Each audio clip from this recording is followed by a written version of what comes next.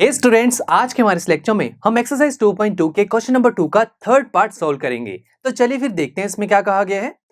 Find the quadratic polynomial the sum and product of whose zeros are 0 and √5 respectively. तो यहां पर हमें कहा जा रहा है कि हमें एक ऐसे क्वाड्रेटिक पॉलिनोमियल की फॉर्मेशन करनी है जिनके जीरोस का सम हो 0 और उन्हीं जीरोस का प्रोडक्ट आ जाए √5।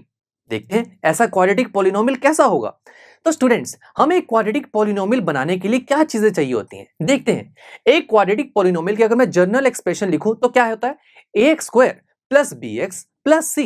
यानी कि मुझे क्वाड्रेटिक पॉलिनोमियल बनाने के लिए a b c तीनों कोफिशिएंट्स की वैल्यू पता लग जाए तो क्वाड्रेटिक पॉलिनोमियल हमारा रेडी हो जाएगा। कैसे निकालें, देखिए हमें यहाँ पर जीरोस का सम और जीरोस का प्रोडक्ट दिया हुआ है, तो हम जीरोस को भी लेट कर लेते हैं। मान लेते हैं कि हमारे इस क्वाड्रेटिक पॉलिनोमियल के जीरोस हैं अल्फा एंड बीटा। दो जीरोस होंगे बिकॉज क्वाड्रेटिक पॉलिनोमियल है, इसकी डिग्री 2 है तो 2 ही जीरोस होंगे। नाउ स्टूडेंट्स, हमें क्या गिवन है, सम ऑफ जीरोस इज 0, यानी कि दोनों जीरोस का जो सम है वो 0 है। तो कर देते हैं सम अल्फा प्लस बीटा, दोनों जीरोस का सम किसके इक्वल है, 0 के। उसके बाद दोनों जीरोस का जो प्रोडक्ट है वो √5 है, तो लिखते हैं alpha multiply beta is equal to √5। अब यहां पे तो अल्फा और बीटा यानी कि जीरोस आ रहे हैं, बट मुझे तो ए बी सी यानी कि कोफिशिएंट्स की वैल्यू चाहिए। अब जीरोस और कोफिशिएंट्स इनके बीच में कोई रिलेशन है? हाँ बिल्कुल, हमने क्वाड्रेटिक इक्वेशन में जीरोस और उसके कोफिशिएंट्स के बीच में रिलेशन भी तो स्टडी किए थे, जिसमें पहला रिलेशन था सम ऑफ जीरोस का। यानी कि अगर हम एक क्वाड्रेटिक पॉलिनोमियल के दोनों जीरोस का सम कर दें यानी कि अल्फा प्लस बीटा, तो ये सम किसके इक्वल होता है, -b/a के। एंड सिमिलरली अगर हम दोनों जीरोस का प्रोडक्ट कर दें यानी कि अल्फा मल्टीप्लाई बीटा, वो इक्वल होता है c/a के। तो दोस्तों, अगर मैं फर्स्ट कॉलम में देखूं तो बड़ी मजेदार चीज आपको देखने को मिलेगी।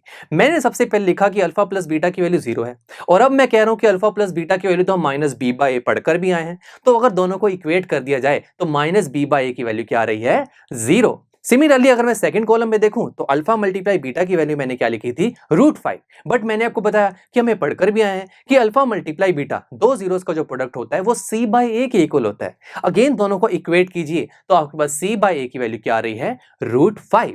तो देखिए हमारे पास यहाँ पर दो इक्वेशंस आ चुकी हैं, इसे हम अलग से लिखते हैं। तो अब स्टूडेंट्स, अगर मैं यहाँ पर फर्स्ट इक्वेशन को देखूं तो स्टूडेंट्स अगर हम यहाँ क्रॉस मल्टीप्लाई ऑपरेशन लगा दें तो -b इज इक्वल टू क्या हो जाएगा, 0। तो यानी कि हम कह सकते हैं b इज इक्वल टू क्या हो गया, 0। तो a कोफिशिएंट की वैल्यू तो मिल गई, यानी कि b की वैल्यू तो क्या है, 0 है। अब सेकंड इक्वेशन में देखें, अगर यहां पर भी क्रॉस मल्टीप्लाई ऑपरेशन लगा दिया जाए तो c की वैल्यू आ जाएगी a√5। अब यहां से a और c की वैल्यू कैसे निकाली जाए, यहां b की वैल्यू का तो कोई काम नहीं है, यहां b तो नहीं है, कहीं होता तो पुट कर देते। क्या करें फिर? तो स्टूडेंट्स, ऐसी सिचुएशन में हम क्या करते हैं, किसी भी एक कोफिशिएंट की वैल्यू लेट कर लेते हैं, राइट। तो फिर ऐसा करते हैं, हम a की वैल्यू को लेट कर लेते हैं, सिंपल सा नंबर 1। तो let a is equal to 1। अब a की वैल्यू को 1 लेट किया तो c इज इक्वल टू क्या हो जाएगा, a की वैल्यू 1 पुट किया, साथ में √5, तो c इज इक्वल टू हो गया √5। तो देखा हमारे पास a b c तीनों की वैल्यू आ चुकी है। a की वैल्यू है 1, b की वैल्यू हमारे पास 0 आ रही थी, और c की वैल्यू हमने फाइंड आउट की जो कि आ रही है √5। तो चलिए तीनों वैल्यूज, तीनों कोफिशिएंट्स की वैल्यू को हमारे जनरल एक्सप्रेशन में पुट करते हैं। सबसे पहले बात है ax स्क्वायर की। a को हमने 1 पुट किया था तो 1x स्क्वायर या सिंपल x स्क्वायर भी लिख सकते हैं, ओके। आगे चलते हैं प्लस bx, b तो 0 है तो यानी कि 0 मल्टीप्लाई x, ये तो पूरा 0 हो जाएगा। आगे प्लस c की वैल्यू आ रही है √5। तो हमारा क्वाड्रेटिक पॉलिनोमियल क्या बना, x स्क्वायर प्लस √5। ये है दोस्तों एक ऐसा क्वाड्रेटिक पॉलिनोमियल जिनकी जीरोस का सम 0 है और जीरोस का प्रोडक्ट क्या है, √5।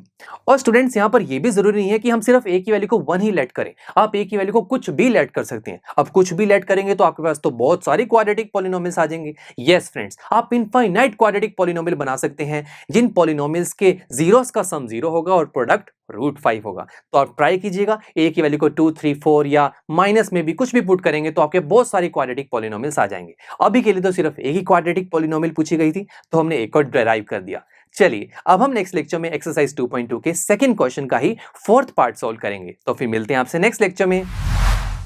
आई एम श्योर स्टूडेंट्स, आपको ये लेक्चर काफी पसंद आया होगा, और ऐसे ही मजेदार तरीके से अपने हर एक कॉन्सेप्ट क्लियर करने के लिए डाउनलोड कीजिए PU Stack ऐप को, जहां पर आपके पास और भी बहुत सारे ऑप्शंस होंगे, जैसे कि back exercise solutions, tip videos, sample papers and much more. So what are you waiting for? Download the app now.